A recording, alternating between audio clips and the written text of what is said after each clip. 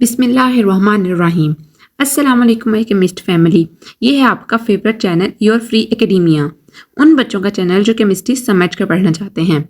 रट्टे वालों के लिए है कोई और चैनल। सब बोलें 10 time my passion my chemistry. Now study time starts. Okay बच्चों, कल के लेक्चर में हमने स्टडी किया था physical methods for prevention from corrosion. हमने 2 मेथड्स देखे थे जिसके अंदर था हमारे पास जिंक कोटिंग और टिन कोटिंग। आज हम उसी लेक्चर को कंटिन्यू करेंगे, लेकिन हमारे पास टॉपिक जो है वो डिफरेंट हो चुका है। मेथड हमारे पास इलेक्ट्रोप्लेटिंग का है। इलेक्ट्रोप्लेटिंग का मेथड स्टार्ट करने से पहले मैं आप सबसे रिक्वेस्ट करती हूँ कि वीडियो को लाइक करें, एक अच्छा सा कमेंट करें, चैनल को लास्ट में सब्सक्राइब करें और बेल आइकन को भी प्रेस करें ताकि नई आने वाली वीडियो आप तक फौरन पहुंच जाए। ओके बच्चों, कल के लेक्चर में हमने देखा था कि किस तरह हम मेटल को प्रिवेंट कर सकते हैं किससे, कोरोजन से, और हमने इसके 2 फिजिकल मेथड पढ़े थे। आज का जो हमारा लेक्चर है वो भी इसी प्रोसेस से रिलेटेड है। हम देखेंगे कि किस तरह हम इंडस्ट्रियल स्केल के ऊपर मेटल्स को प्रिवेंट करते हैं कोरोजन से। और जो आज हम प्रोसेस देखेंगे उसका नाम है इलेक्ट्रोप्लेटिंग। हम इसका आज जनरल इंट्रोडक्शन लेंगे और इसके साथ साथ इसका जनरल प्रोसीजर देखेंगे कि किस तरह इलेक्ट्रोप्लेटिंग की जाती है। तो सबसे पहले हम स्टार्ट करते हैं अपना टॉपिक डेफिनेशन से इलेक्ट्रोप्लेटिंग की। इलेक्ट्रोप्लेटिंग बेसिकली बच्चों, इलेक्ट्रोप्लेटिंग एक ऐसा स्टेप या ऐसा मैकेनिज्म या ऐसे आप समझ लो ऐसा प्रोसेस होता है जिसके थ्रू आप डेपोजिशन करते हो किसकी, एक मेटल की किसी दूसरे मेटल पर। अब देखो, सपोज मेरे पास ये एक आयरन की शीट है और दूसरी मेरे पास समझ लो कोई जिंक की शीट है। ये जिंक हमारे पास है और ये आयरन है। अब मैं अगर जिंक की प्लेटिंग इसके ऊपर कर दूं, मीन्स के जिंक के जो आयंस हैं या जिंक के जो इलेक्ट्रॉन्स हैं वो इसके ऊपर आ जाएं, इस तरह जैसे हम पेंट के अंदर करते हैं। पेंट हम किसी चीज़ के ऊपर करते हैं ना, तो बेसिकली क्या होता है कि हम उसकी सरफेस के ऊपर एक प्रोटेक्टिव कवरिंग डाल रहे होते हैं। तो इलेक्ट्रोप्लेटिंग के अंदर क्या होता है कि हम डेपोजिशन कर रहे होते हैं किस चीज़ की, मेटल की दूसरे मेटल के ऊपर, और उनके दरमियान मोस्ट इंपॉर्टेंट हम केमिकल इंटैक्ट कर रहे होते हैं। केमिकल इंटरेक्शन जो होती है वो होती है इलेक्ट्रोप्लेटिंग के अंदर। हम जब सिंपली जनरल पेंट करते हैं किसी भी सब्सटेंस को, तो उसके अंदर केमिकल इंटरेक्शन इन्वॉल्व नहीं होता। वो सिर्फ फिजिकली तौर पर हमें नजर आता है कि एक सरफेस के ऊपर आपने पेंट कर दिया है, लेकिन केमिकली तौर पर वहां पर बहुत रेयरली है कि वहां पर कोई रिएक्शंस जो वो हो रहे हो। तो इलेक्ट्रोप्लेटिंग का जनरल प्रिंसिपल क्या है कि वहां पर केमिकल रिएक्शंस टेक्स प्लेस करते हैं जब भी आप एक मेटल को दूसरे मेटल के ऊपर क्या करते हो, डिपॉजिट करते हो। अब हमसे पूछा जाए कि इलेक्ट्रोप्लेटिंग हम क्यों करते हैं, तो बच्चों हमें पता है कि हम इलेक्ट्रोप्लेटिंग इसलिए करते हैं ताकि हम अपने मेटल्स को प्रिवेंट कर सकें, किस लिए, कोरोजन से। और इसके साथ साथ हम इसको इसलिए भी यूज़ करते हैं ताकि हम अपने किसी सब्सटेंस की फिजिकल अपीयरेंस को अच्छा बना सकें। क्योंकि अक्सर ऐसा होता है जैसे कोई सब्सटेंस या कोई मेटल जो होता है एज द टाइम प्रोसीड्स, तो क्या होता है हम देखते हैं कि मेटल्स की जो सरफेस होती है वो बहुत सी डल हो जाती है। उसके ऊपर जो होती है वो शाइन इतनी रिटेन नहीं कर पाता, उसके ऊपर शाइन नहीं बरकरार रहती। तो हम क्या करते हैं, ये डिफरेंट मेटल्स की उसके ऊपर कोटिंग कर देते हैं जिसको कहते हैं इलेक्ट्रोप्लेटिंग। जिसके थ्रू क्या होता है कि जो मेटल्स होते हैं उनकी प्रॉपर्टीज के ऊपर तो कोई फर्क नहीं पड़ता, लेकिन उनके ऊपर एक प्रोटेक्टिव कवरिंग सी आ जाती है कि वो उनको प्रिवेंट कर लेती है कि वो दोबारा उनके ऊपर ग्रीजिंग ना आए और वो खराब ना हो। अगर हम जनरली इसका प्रोसेस चेक करें इलेक्ट्रोप्लेटिंग का, तो ये सिमिलर होता है इलेक्ट्रोलाइसिस से। हमने इलेक्ट्रोलाइसिस के अंदर पढ़ा था कि इलेक्ट्रोलाइसिस के अंदर क्या होता है, जो कंपाउंड होता है उसके अंदर जो उसके कंपोनेंट्स प्रेजेंट हैं वो स्प्लिट अप हो जाते हैं किसके अंदर, इनटू आयंस। और मेन कंडीशन क्या थी, प्रेजेंस ऑफ इलेक्ट्रिक करंट। और ये हम किसके अंदर पढ़ रहे थे, ये सब चीजें हम पढ़ रहे थे इलेक्ट्रोलिटिक सेल के अंदर। इलेक्ट्रोलिटिक सेल के अंदर हमारे पास इलेक्ट्रोलाइसिस हो रहा था। तो सेम इसी तरह हम यहां पर भी इलेक्ट्रोप्लेटिंग के अंदर भी हम एक इलेक्ट्रोलाइटिक सेल जो होगा वो प्रिपेयर करेंगे। अब यहां पर जो इलेक्ट्रोलाइटिक सेल आपने प्रिपेयर करना है किसके लिए, फॉर इलेक्ट्रोप्लेटिंग, यहाँ पर कंडीशंस जो हैं वो थोड़ी सी डिफरेंस हैं। ठीक है, कैसे कि इलेक्ट्रोलाइटिक सेल के अंदर हमने एनोड और कैथोड किस बेसिस पर कहा था कि एनोड हमारे पास एक ऐसा सब्सटेंस था जो कि ऑक्सीडेशन करेगा और कैथोड पे कोई ऐसा सब्सटेंस था जो कि रिडक्शन करेगा। अब अगर हम बात करें इलेक्ट्रोलाइटिक सेल की, तो हमें कैसे पता चलेगा कि हमने एनोड कहाँ पर रखना है और कैथोड कहाँ पर रखना है। एनोड और कैथोड हमारे पास 2 इलेक्ट्रोड हैं। एनोड के ऊपर हमने वो सब्सटेंस रखना है। बच्चों गौर से मेरी बात सुनो, गौर से सुनो, कहीं ध्यान मत दो, बात को समझो। अगर आपको ये पॉइंट समझ में आ गया तो जो नेक्स्ट आने वाले 3 से 4 लेक्चर्स हैं वो इसी के ऊपर बेस हैं, आपको नहीं समझ आएंगे। तो बच्चों एनोड जो होगा ना, एनोड के ऊपर आपने वो मेटल रखना है जिसके इलेक्ट्रॉन्स आपने डिपॉजिट करवाने हैं। मींस कि जिसके थ्रू आपने डेपोजिशन करवानी है किसी दूसरे मेटल पर। यहां से आपने क्या करना है, इलेक्ट्रॉन्स निकालने हैं। एनोड के ऊपर क्या होगी फिर, ऑक्सीडेशन। एनोड के ऊपर ऑक्सीजन इसी सूरत में हो सकती है जब वहां पर कोई इस तरह का मेटल प्रेजेंट हो जिसको हमने डिपॉजिट करवाना है। और कैथोड के ऊपर कौन सा हमारे पास मेटल आएगा, जिसके ऊपर हमने इलेक्ट्रोप्लेटिंग करवानी है। एग्जाम्पल समझा देती हूं। सपोज हमारे पास एक तरफ जिंक है और एक तरफ आयरन है, Fe। तो हमें पता है कि जो आयरन होता है वो बहुत जल्दी रस्ट कर जाता है। ठीक है, तो हमने क्या करना है, हमने आयरन को रखना है किस पर, कैथोड पर। हमने कैथोड जो लेना है वो आयरन इलेक्ट्रोड का लेना है। ठीक है, आयरन मेटल का। जबकि एनोड के ऊपर हम क्या लेंगे, एनोड के ऊपर हम लेंगे जिंक ले सकते हैं, क्रोमियम ले सकते हैं या निकल, एज यू लाइक, जो भी ले लो आप। क्योंकि हमने एनोड के ऊपर क्या होती है, ऑक्सीडेशन। अब जब यहां से इलेक्ट्रॉन्स निकलेंगे इसका मतलब क्या है कि जिंक जो है होगा वो ऑक्सीडाइज होगा, उसके इलेक्ट्रॉन्स टिक रहे हैं बाहर और कैथोड के ऊपर जाके डिपोजिट होंगे क्योंकि कैथोड के ऊपर रिडक्शन है। अब वो आयरन के ऊपर जाके क्या करेंगे, लग जाएंगे उसके ऊपर। आप समझ लो कि वो एक प्रोटेक्टिव कवरिंग बना लेंगे किसके ऊपर, आयरन के ऊपर।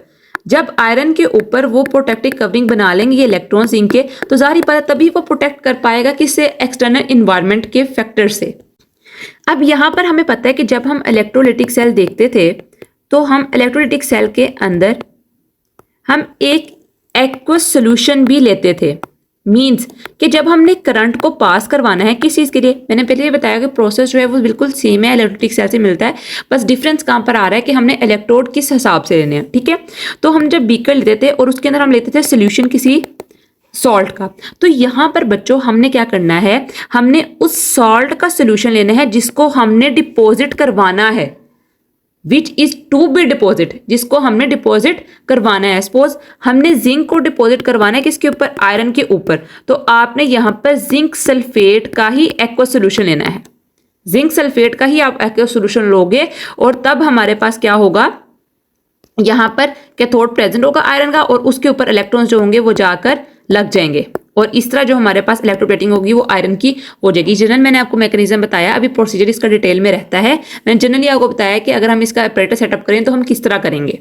ओके बच्चों, अब हम देखते हैं जनरल प्रोसीजर जो कि हम इलेक्ट्रोप्लेटिंग के अंदर देखेंगे कि डिफरेंट टाइप्स ऑफ मेटल्स को हम कैसे इलेक्ट्रोप्लेट कर सकते हैं किसी दूसरे मेटल के ऊपर, जो कि आने वाले सारे टॉपिक्स हैं।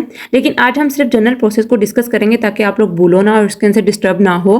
तो सबसे पहले बच्चों पहला स्टेप जो हमारे पास आता है कि जब हमने किसी भी मेटल को इलेक्ट्रोप्लेट करना है तो जो डिजायर्ड मेटल है, मींस कि जिसकी आपने इलेक्ट्रोप्लेटिंग करवानी है, मैं एग्जाम्पल के तौर पर आयरन ले रही हूँ ताकि आपको समझ आ जाए। ठीक है, बुक के ऊपर इतना जनरल लिखा हुआ है, उन्होंने कोई आयरन और की एग्जाम्पल नहीं दी है, तो मैं आपको जनरली एक स्पेसिफिक एग्जाम्पल देकर समझा रही हूँ ताकि आपको समझ आ जाए।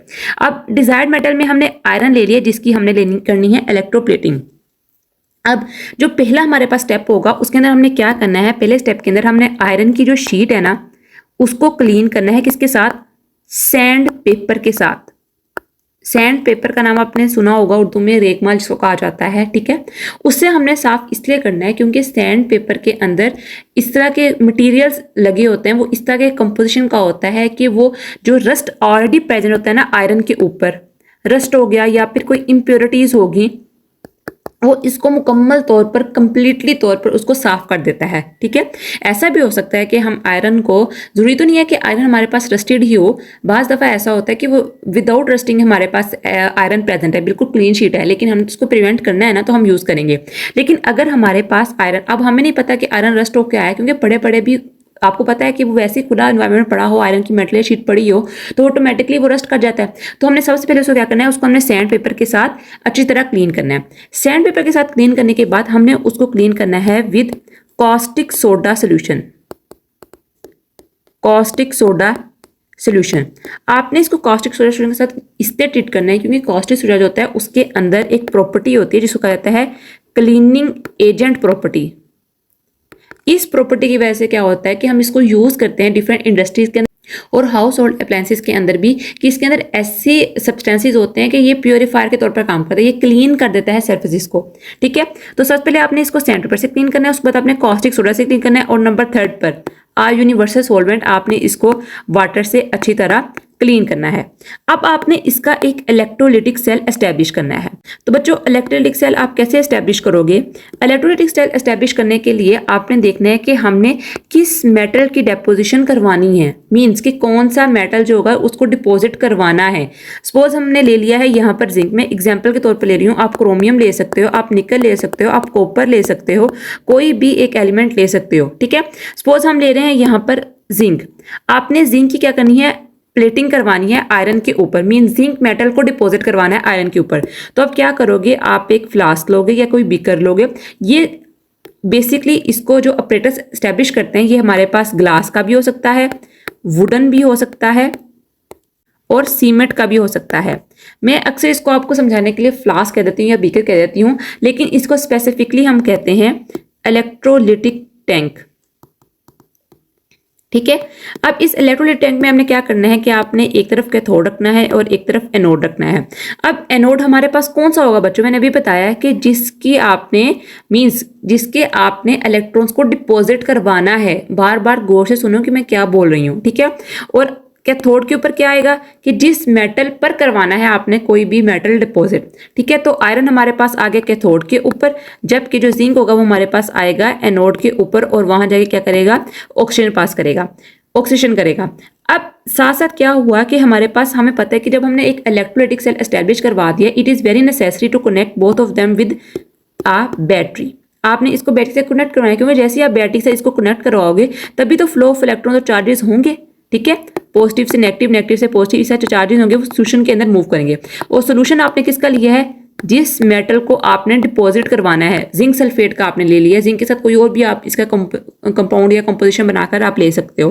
ठीक है, तो ये जनरल हमारे पास प्रोसीजर हुआ इलेक्ट्रोप्लेटिंग का। यहाँ से इलेक्ट्रॉन्स निकलेंगे बाहर एनोड से और जाके डिपॉजिट हो जाएंगे एक एक करके किसके ऊपर, कैथोड की सरफेस के ऊपर। और आयरन जो होगा वो मुकम्मल तौर पर शील्ड ऑफ हो जाएगा किसके थ्रू, जिंक के थ्रू। जिंक की पूरी मुकम्मल तौर पर इलेक्ट्रोप्लेटिंग हो जाएगी आयरन शीट के ऊपर।